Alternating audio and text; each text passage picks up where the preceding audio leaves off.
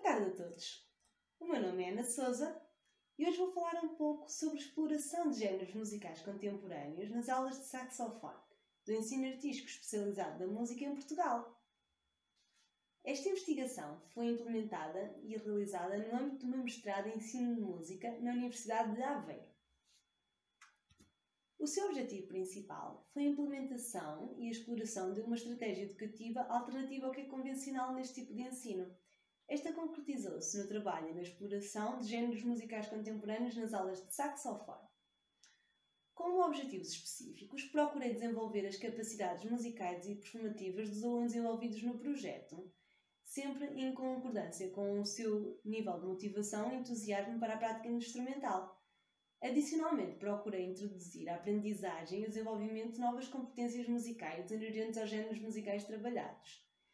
De uma forma mais geral, procurei também envolver a comunidade educativa através da divulgação, da promoção e da exploração de géneros musicais contemporâneos junto da comunidade e também do desenvolvimento da capacidade crítica e reflexiva dos alunos perante géneros musicais variados.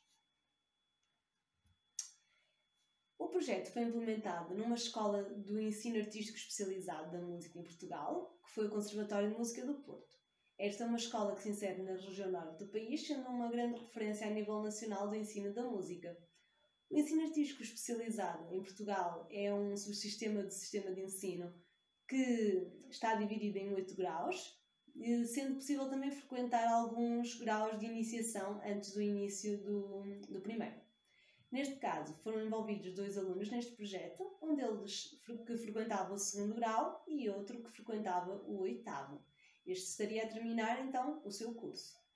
Este projeto foi implementado durante 2 etapas. A primeira etapa decorreu durante o primeiro período e a segunda decorreu durante o segundo período. É importante realçar que a segunda etapa teve que sofrer algumas alterações relativamente ao seu modo de implementação e, por isso, a sua duração estendeu-se mais do que o previsto. Isto aconteceu devido à pandemia Covid-19, que impossibilitou a continuidade do projeto de forma presencial, por isso foi necessário adaptá-lo para o ensino à distância, através de meios digitais, do envio de gravações e de chamadas de vídeo. Como forma de contextualização, podemos observar que o ensino artístico especializado da música se encontra desatualizado face à vida musical vivida atualmente. Isto acontece porque existe uma focalização, uma centralização do repertório, geralmente nos séculos que correspondem aos períodos barroco, clássico e romântico, e também porque a sua estrutura geral do ensino se encontra focalizada para a formação de músicos profissionais. Contudo, não é esta a realidade que se vive nas escolas do ensino artístico especializado atualmente, pois muitos alunos não procuram uma via profissionalizante, mas sim uma via de estudos especializada, mas sem objetivos profissionais. Assim, o ensino artístico especializado não vai totalmente de encontro às necessidades dos alunos.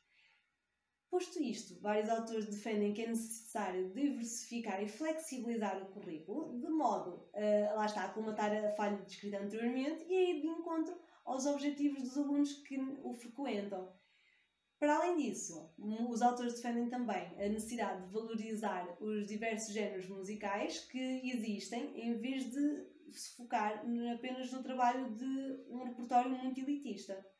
Posto isto, eu concebi uma investigação em que propus o trabalho de géneros musicais contemporâneos devido à sua proximidade com os alunos, à grande variedade existente e também à possibilidade que estes trazem de trabalhar novas competências musicais que são inerentes a eles mesmos. Podemos definir géneros musicais contemporâneos como categorias musicais que são desenvolvidas na atualidade.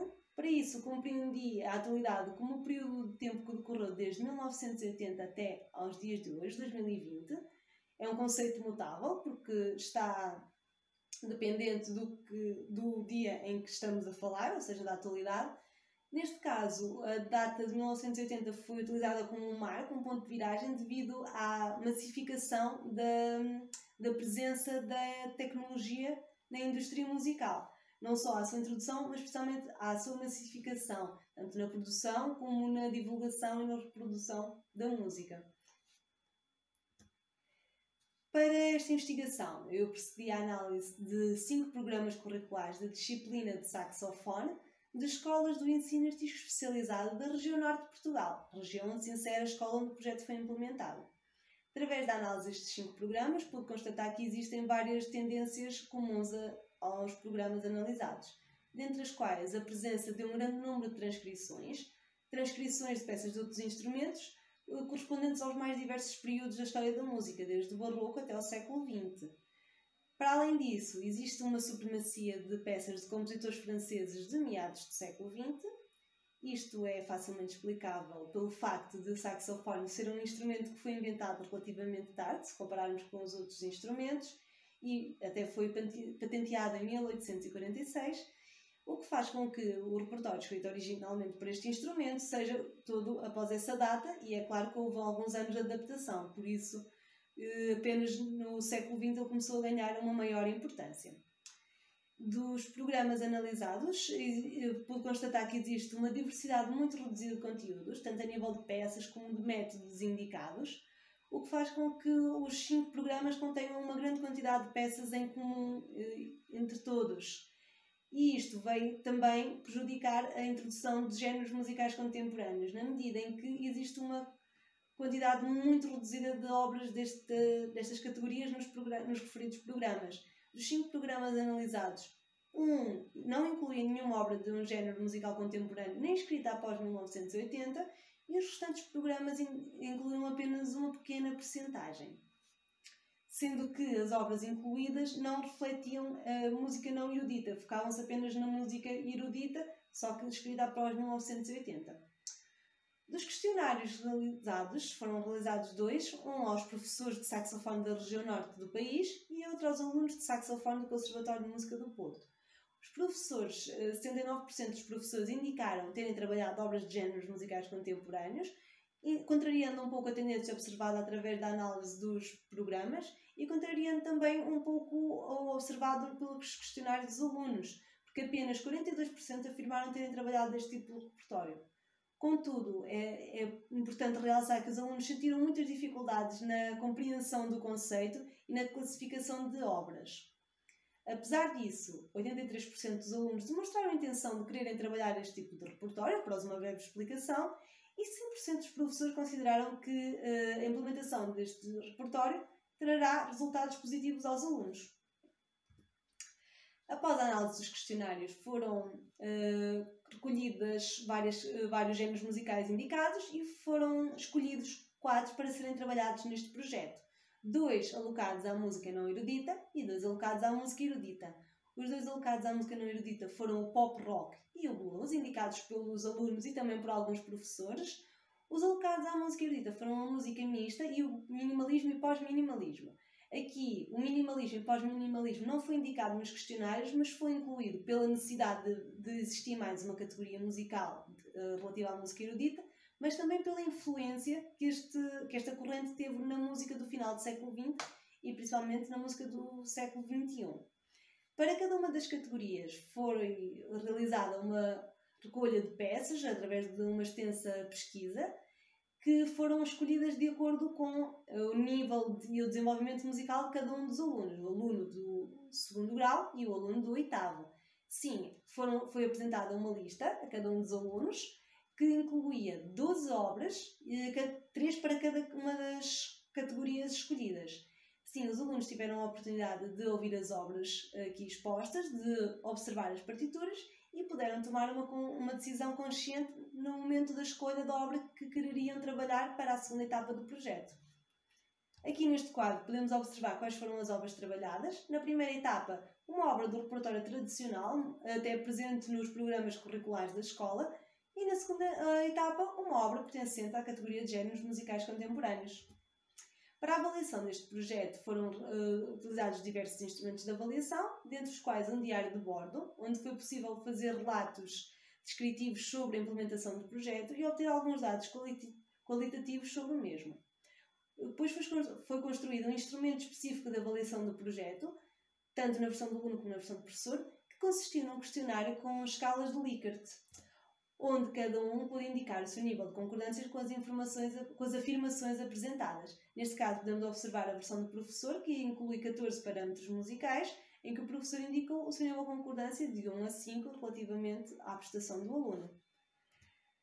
No caso da versão do aluno, foi um questionário um pouco mais longo, que incluía várias afirmações que versavam sobre o entusiasmo e a motivação do mesmo para a prática da obra em questão.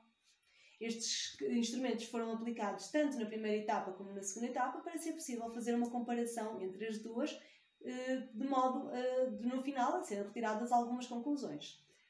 O aluno A é um aluno extremamente motivado e trabalhador com muitas facilidades, que se mostrou extremamente motivado em ambas as etapas. Na primeira etapa, este mostrou um desenvolvimento musical, que, contudo, não foi muito significativo, na medida em que o aluno, desde o início do trabalho da obra, já mostrou o domínio de várias das competências que esta requeria.